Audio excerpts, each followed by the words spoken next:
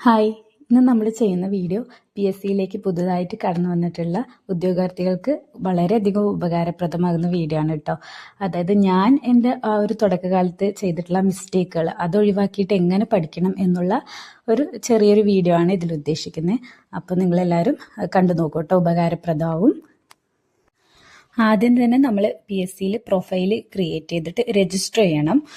അത് ചെയ്തവരായിരിക്കും ഈ വീഡിയോ കാണുന്നതെന്ന് ഞാൻ വിശ്വസിക്കുന്നു കേട്ടോ. അപ്പം ഇനി നമ്മൾ അത് ചെയ്ത് കഴിഞ്ഞാൽ എന്ത് പഠിക്കണം അല്ലെങ്കിൽ എന്താണ് മുന്നോട്ട് ചെയ്യേണ്ടത് എന്നറിയാത്തവരായിരിക്കും ചിലപ്പോൾ ഈ വീഡിയോ കാണുന്നുണ്ടാവുക. അല്ലെങ്കിൽ അങ്ങനെ കൺഫ്യൂഷൻ ഉള്ളവർക്ക് നിങ്ങൾ ഈ വീഡിയോ അയച്ചു കൊടുത്തോളൂ കേട്ടോ. ആദ്യം തന്നെ നിങ്ങൾ ചെയ്യേണ്ടത് നല്ലൊരു കോച്ചിങ് എടുക്കുക എന്നുള്ളതാട്ടോ. അതിപ്പോൾ ഓൺലൈൻ ആണെങ്കിലും ശരി, ഓഫ്ലൈൻ ആണെങ്കിലും ശരി, നിങ്ങളുടെ സൗകര്യത്തിനനുസരിച്ച് നിങ്ങൾക്ക് ഏതാണോ സൗകര്യം അതിനനുസരിച്ച് ഒരു കോച്ചിങ് നിങ്ങൾ തിരഞ്ഞെടുക്കുക എന്നുള്ളതാണ് ഫസ്റ്റ് നിങ്ങൾ ശ്രദ്ധിക്കേണ്ട ഒരു കാര്യം.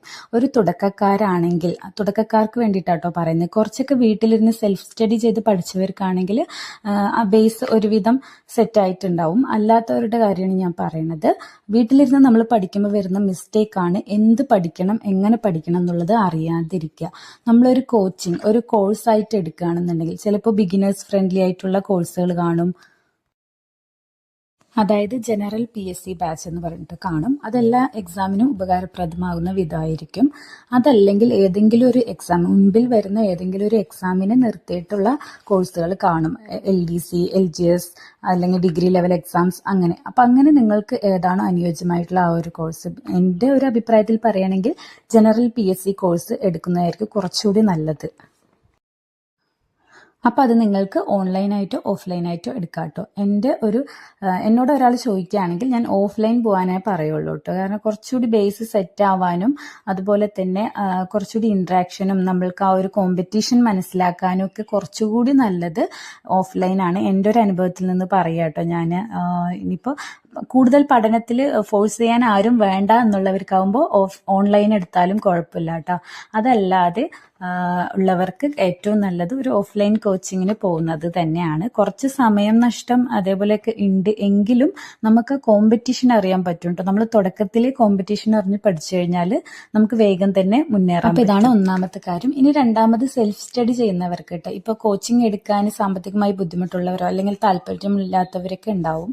അവർ സെൽഫ് സ്റ്റഡി ആയിരിക്കും ചൂസ് ചെയ്യുക. അവരോട് ഞാൻ പറയുകയാണെങ്കിൽ യൂട്യൂബ്, ടെലിഗ്രാം ഇതിലൊക്കെ നല്ല ആക്റ്റീവ് ആയിരിക്കുക. അതിപ്പോൾ ഓൺലൈൻ ഓഫ്ലൈൻ കോച്ചിങ് ചെയ്യുന്നവരാണെങ്കിലും ഇതിലൊക്കെ കുറച്ച് ആക്റ്റീവ് ആയിരിക്കും. എന്ന് വെച്ച് നമ്മളെ എൻ്റർടൈൻമെൻറ്റിന് വേണ്ടിയിട്ടുള്ളതല്ല. അതല്ലാതെ നമ്മളുടെ PSC ചാനലുകൾ ഉണ്ടാവും.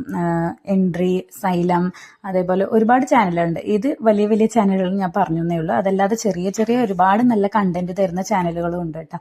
പേരെടുത്ത് പറയുകയാണെങ്കിൽ ഒരുപാട് ചാനലുകളുണ്ട്. അപ്പോൾ അതെല്ലാം നമുക്ക് ഫ്രീ ആയിട്ട് ഒരുപാട് കണ്ടന്റ് തരുന്നുണ്ട് അവർ. യൂട്യൂബിൽ തന്നെ ടെലിഗ്രാമിലും തരുന്നുണ്ട് PDF ആയിട്ടൊക്കെ. അപ്പം നമ്മൾ അതിൽ ആക്റ്റീവായിട്ട് ഇരിക്കുക.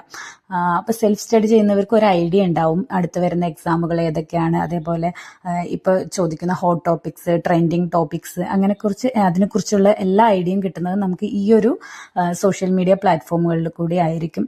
നമ്മളിപ്പോൾ പുറത്ത് പോകണില്ലല്ലോ. കോച്ചിങ്ങിലാവുമ്പോൾ നമ്മൾക്ക് അവിടെ സാറുമാർ പറഞ്ഞു തരാനുണ്ടാവും. അങ്ങനെ സെൽഫ് സ്റ്റഡി ചെയ്യുമ്പോൾ നമ്മൾ ഇതൊക്കെ അറിയുക ഈ ഒരു വഴി കൂടി ആയിരിക്കും. അപ്പോൾ ഇതിൽ ആക്റ്റീവായിട്ട് ഇരിക്കുക സെൽഫ് സ്റ്റഡി ചെയ്യുന്നവർ. അടുത്തൊരു കാര്യം ശ്രദ്ധിക്കേണ്ടത് എക്സാമുകൾ അറിയാന്നുള്ളതാണ്. അപ്കമിങ് എക്സാംസ്, ഏതൊക്കെ എക്സാംസ് ഇനി വരാൻ പോകുന്നുണ്ട് എന്നതിനെക്കുറിച്ചൊരു ഐഡിയ ഉണ്ടായിരിക്കണം. അത് നമുക്ക് ടെലിഗ്രാമിലും യൂട്യൂബിലും ഒക്കെ കാണാം, പുതിയ നോട്ടിഫിക്കേഷൻസ് വരുമ്പോഴൊക്കെ. അപ്പോൾ അത് നമ്മൾ എപ്പോഴും ശ്രദ്ധിച്ചുകൊണ്ടിരിക്കുക എന്നുള്ളതാണ്. പിന്നെ ഒരു എക്സാമിന് വേണ്ടി നമ്മൾ ആദ്യമായി പുറപ്പെടുമ്പോൾ സിലബസ് പ്രിന്റ് എടുക്കുക എന്നുള്ളത് വളരെ അധികം പ്രധാനപ്പെട്ട ഒരു കാര്യമാണ്. എൻ്റെ ആദ്യ കാലത്തിലൊക്കെ ഞാൻ ചെയ്തൊരു മിസ്റ്റേക്ക് ആട്ടോ അത്. ചുമ്മാ ഒരു എക്സാം വരുന്നു എന്ന് പറയുമ്പോൾ അങ്ങ് ഇരുന്ന് പഠിക്കും. അതല്ലാതെ അതിൻ്റെ സിലബസ് എടുത്ത് ടോപ്പിക്കുകൾ കവർ ചെയ്ത് പോകുന്നുണ്ടോ എന്നൊന്നും ഞാൻ ശ്രദ്ധിച്ചിട്ടുണ്ടായിരുന്നില്ല. അതെൻ്റെ ഒരു മിസ്റ്റേക്ക് ആട്ടോ. അങ്ങനെ എടുത്ത് പഠിക്കാൻ തുടങ്ങിയ ശേഷമാണ് എൻ്റെ മാർക്ക് ഇമ്പ്രൂവ് ആയി തുടങ്ങിയത്. സത്യം പറയാം, എൻ്റെ ഒരു മാർക്ക് ഇമ്പ്രൂവ് ആവാൻ തുടങ്ങിയത് സിലബസ് ബേസ് ചെയ്ത് പഠിക്കാൻ തുടങ്ങിയപ്പോൾ തന്നെയാണ്. അതിന് നമ്മളൊന്ന് പ്രിന്റ് എടുത്ത് വെക്കണം, അല്ലെങ്കിൽ എഴുതി വെക്കുക, അങ്ങനെ എന്തെങ്കിലും ചെയ്യുക. പിന്നെ അടുത്തൊരു കാര്യം എന്ന് പറഞ്ഞാൽ നമുക്ക് റെഫർ ചെയ്യാനായിട്ട് നമ്മുടെ കയ്യിൽ ഒരു ബുക്ക് ഉണ്ടാവുക എന്നുള്ളതാണ്. അത് റാങ്ക് ഫയൽ ആയാലും മതി, SCRT ബുക്സ്, അങ്ങനെ എന്തെങ്കിലും ഒരു ബുക്സ് നമ്മുടെ കയ്യിൽ ഒരു ടോപ്പിക്കിനെ റെഫർ ചെയ്യാനായിട്ട് ഉണ്ടായിരിക്കണം. ഫുൾ ടൈം ഫോണിൽ തന്നെ ഇരുന്ന് പഠിക്കുന്നവരുണ്ട്. പക്ഷെ എന്നെ സംബന്ധിച്ചിടത്തോളം എൻ്റെ കണ്ണിന് ഭയങ്കര പ്രശ്നമാവും കേട്ടോ അത്. അതായത് തലവേദന, പിന്നീട് നമുക്ക് പഠിക്കുമ്പോഴേക്കും രാവിലെ തൊട്ട് ഉച്ചവരെ നോക്കിക്കഴിഞ്ഞാൽ തന്നെ പിന്നെ ഉച്ചയ്ക്ക് ശേഷം പഠിക്കുമ്പോഴേക്കും നല്ല മടുപ്പ് ഫീൽ ചെയ്യും. അപ്പം അങ്ങനെയുള്ളവർക്ക് വേണ്ടിയിട്ടാണ് കേട്ടോ ഞാൻ പറയുന്നത്. തുടക്കക്കാരാകുമ്പോൾ ചിലപ്പോൾ ഇതൊന്നും അറിയില്ല. അപ്പോൾ റാങ്ക് ഫയൽ പോലെ എന്തെങ്കിലും ഒന്ന് കയ്യിലുണ്ടെങ്കിൽ നമുക്ക് രണ്ടും അങ്ങോട്ടും ഇങ്ങോട്ടും മാറി യൂസ് ചെയ്യാം. ഇപ്പോൾ ഓൺലൈൻ കോച്ചിങ് എടുത്തവരൊക്കെ ആവുമ്പോൾ കുറേ സമയം ഫോണിലായിരിക്കും അല്ലേ. അപ്പോൾ കുറച്ച് സമയം നമ്മൾ റാങ്ക് ഫയൽ പോലെ അങ്ങനെ എന്തെങ്കിലും ബുക്സ് നമ്മുടെ കയ്യിലുണ്ടെങ്കിൽ നമുക്ക് അതുവഴി പഠിക്കുമ്പോൾ പഠനം കുറച്ചുകൂടി രസകരമാവും കേട്ടോ. അത്രയ്ക്ക് അങ്ങോട്ട് മടുപ്പ് ഫീൽ ചെയ്യില്ല. അതിനോടൊപ്പം തന്നെ പറയാനുള്ളത് SCRT NCRT കണ്ടന്റുകളോട് നോക്കുക. SCRT മസ്റ്റാണ്. എൻ്റെ ആദ്യകാലത്ത് ഞാൻ ചെയ്ത ഏറ്റവും വലിയൊരു മിസ്റ്റേക്കാണ് കേട്ടോ അത്. റാങ്ക് ഫയൽ മാത്രം ഇരുന്ന് പഠിച്ചിട്ടുണ്ട് ഞാൻ. SCRT ഒഴിവാക്കിയിട്ട്. അന്ന് എനിക്ക് അറിയില്ലായിരുന്നു കേട്ടോ, ഞാൻ വീട്ടിലിരുന്ന് പഠിക്കുന്ന സമയത്ത് എനിക്ക് അറിയില്ലായിരുന്നു SCRTക്ക് ഇത്ര ഇമ്പോർട്ടൻസ് ഉണ്ടെന്ന്. ഞാൻ യൂട്യൂബ് ടെലിഗ്രാം അതൊന്നും നോക്കില്ലായിരുന്നു. അതുകൊണ്ട് എനിക്ക് അതിനെക്കുറിച്ച് ഒരു അറിവുണ്ടായിരുന്നില്ല. പിന്നെ ഇതിലേക്കെല്ലാം ആക്റ്റീവായി വന്ന ശേഷമാണ് ഇതിന് ഇമ്പോർട്ടൻസ് ഉണ്ട് എന്നുള്ളത് എനിക്ക് മനസ്സിലായത്. അതിനുശേഷം പഠിച്ചപ്പോഴാണ് എൻ്റെ മാർക്ക് ഇമ്പ്രൂവ് ആയതും. അപ്പോൾ തുടക്കക്കാർ അത് ശ്രദ്ധിക്കുക. SCRT മസ്റ്റാണ്. പിന്നെ അടുത്ത് ശ്രദ്ധിക്കേണ്ടത് നമ്മൾ പ്രീവിയസ് ഇയർ ക്വസ്റ്റ്യൻ ഡെയിലി നോക്കുക എന്നുള്ളതാട്ടോ.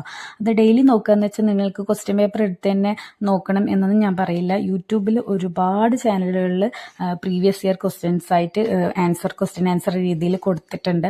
അപ്പോൾ അത് ഒരെണ്ണം നോക്കിയാൽ മതി കേട്ടോ. നിങ്ങൾ വളരെയധികം നിങ്ങളുടെ മാർക്കിനെ ഇമ്പ്രൂവ് ചെയ്യാൻ ഹെൽപ്പ് ചെയ്യുന്നതാണ് കേട്ടോ. അപ്പം ഞാൻ ഈ പ്രീവിയസ് ഇയർ ക്വസ്റ്റ്യന് കൂടുതൽ ഇമ്പോർട്ടൻസ് കൊടുത്തു. SCRT പ്രീവിയസ് ഇയർ ക്വസ്റ്റ്യനും കൂടുതൽ ഇമ്പോർട്ടൻസ് കൊടുത്തപ്പോഴാണ് എൻ്റെ മാർക്ക് കൂടി വന്നത്. അതിൻ്റെ പ്രൂഫ് വെച്ചിട്ടുള്ളതൊക്കെ ഞാൻ കാണിക്കാം കേട്ടോ. എൻ്റെ ആദ്യത്തെ മാർക്കും ആദ്യമായിട്ട് PSC പരീക്ഷ എഴുതിയപ്പോഴുള്ള മാർക്കും ഇപ്പം റീസെൻ്റ്ലി നടന്ന എക്സാം എഴുതിയപ്പോഴുള്ള മാർക്കൊക്കെ ആയിട്ടുള്ള വീഡിയോ ഞാൻ ചെയ്യാം. അപ്പം നിങ്ങളത് ശ്രദ്ധിക്കുക കേട്ടോ. തുടക്കക്കാർ അത് ശ്രദ്ധിച്ചോളൂ. ഇതൊന്നും തുടക്കത്തിൽ ഞാൻ ചെയ്യാതിരുന്ന കാര്യങ്ങളാണ്.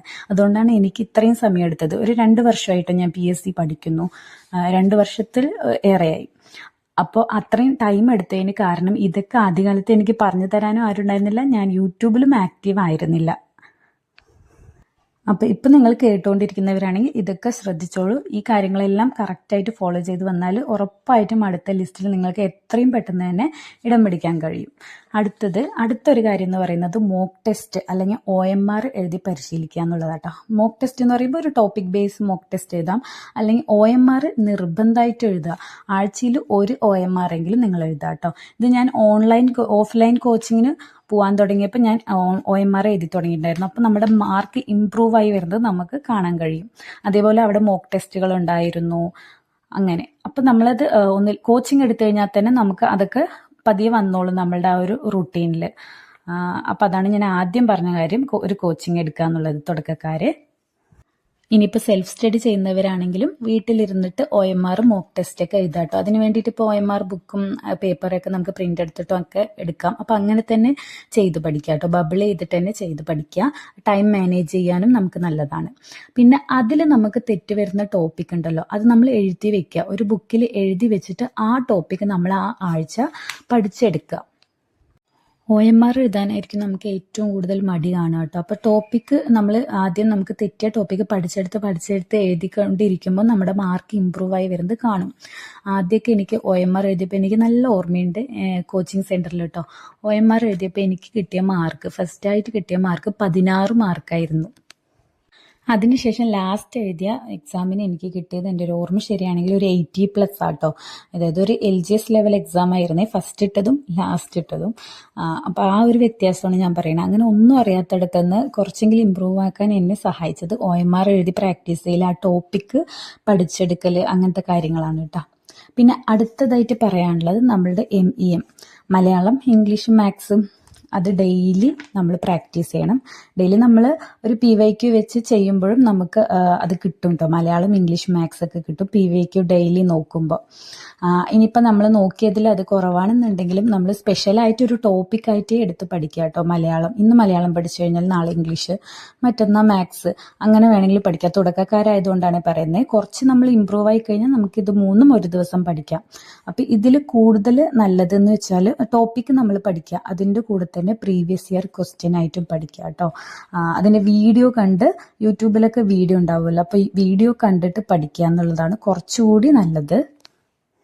ഞാൻ അങ്ങനെ കേട്ടോ തിരഞ്ഞെടുത്തിട്ടുള്ളത്. യൂട്യൂബ് നോക്കിയിട്ടാണ് പഠിച്ചിട്ടുള്ളത്. ജെറിൻ സാറിൻ്റെ ട്രിക്ക് ടേൺ വഴിയാട്ടോ ഞാൻ പഠിച്ചെടുത്തിട്ടുള്ളത്. മാത്സ് ഒക്കെ, ഇംഗ്ലീഷും മലയാളവും, പിന്നെ ഞാൻ കുറച്ചൊക്കെ റാങ്ക് ഫയൽ നോക്കുമായിരുന്നു, പിന്നെ കോച്ചിങ് ക്ലാസ് പോയ അവിടുത്തെ, അങ്ങനെയൊക്കെ. അപ്പോൾ മാത്സ് എനിക്ക് ഏറ്റവും യൂസ്ഫുൾ ആയിട്ടുള്ള ചാനൽ ട്രിക്ക് ടേൺ ആണ്. അപ്പോൾ തുടക്കക്കാരാണെങ്കിൽ ആ ഒരു ചാനൽ ഫോളോ ചെയ്തോളൂ. അതിൽ ഓരോ ടോപ്പിക് വൈസ് ആയിട്ടുണ്ട്. അപ്പോൾ അങ്ങനെ ടോപ്പിക് വൈസ് ആയിട്ട് നിങ്ങൾ പഠിക്കാം. ഇനി അവസാനമായിട്ട് പറയാനുള്ളത്, എത്രയൊക്കെ നമ്മൾ കോച്ചിങ്ങിന് പോയി പഠിക്കുന്നു അല്ലെങ്കിൽ സെൽഫ് സ്റ്റഡി ചെയ്യുന്നു എന്നുണ്ടെങ്കിലും സ്വന്തമായിട്ട് നമ്മളുടെ കയ്യിൽ നിന്ന് ഇട്ട് പഠിക്കുക എന്നുള്ളതാട്ടോ. അതല്ലാതെ അവിടെ പഠിപ്പിച്ചു തരുന്നത് മാത്രം അത് നമ്മൾ പാടില്ല. നമ്മളുടെ കയ്യിൽ നമ്മളുടെ വീക്ക് പോയിന്റ്സ് നമുക്ക് മാത്രമേ അറിയുള്ളൂ. അവിടെ നിന്ന് പഠിപ്പിച്ചു തരുന്ന ആർക്കും അറിയില്ല. അപ്പം അത് നമ്മൾ തന്നെ കണ്ടെത്തണം. OMR എഴുതുമ്പോൾ നമ്മളത് കണ്ടെത്തും എവിടെയാണ് നമ്മൾ വീക്ക് എന്നുള്ളത്. അപ്പോൾ നമ്മൾ അതിനനുസരിച്ചിട്ട് ആ ടോപ്പിക്ക് കൂടുതൽ ഇമ്പോർട്ടൻസ് കൊടുത്ത് കൂടുതൽ നേരം പഠിച്ച് അത് പഠിച്ചെടുക്കുക എന്നുള്ളതാണ്. അങ്ങനെ ചെയ്യുമ്പോൾ ഉറപ്പായിട്ടും അടുത്ത ലിസ്റ്റുകളിൽ വരാൻ നിങ്ങൾക്ക് കൂടുതൽ സാധ്യതയുണ്ട് ഒരു തുടക്കക്കാരെന്ന നിലയിൽ. അപ്പോൾ നിങ്ങൾ ഒരു ബിഗിനർ ആണെങ്കിൽ ഈ കാര്യങ്ങളൊക്കെ ഒന്ന് ഫോളോ ചെയ്ത് നോക്കൂ. ഉറപ്പായിട്ടും നിങ്ങൾക്ക് നന്നായിട്ട് ഇമ്പ്രൂവ് ചെയ്യാനും പറ്റും. വിജയം നിങ്ങളുടെ കയ്യിലുണ്ടാവും കേട്ടോ.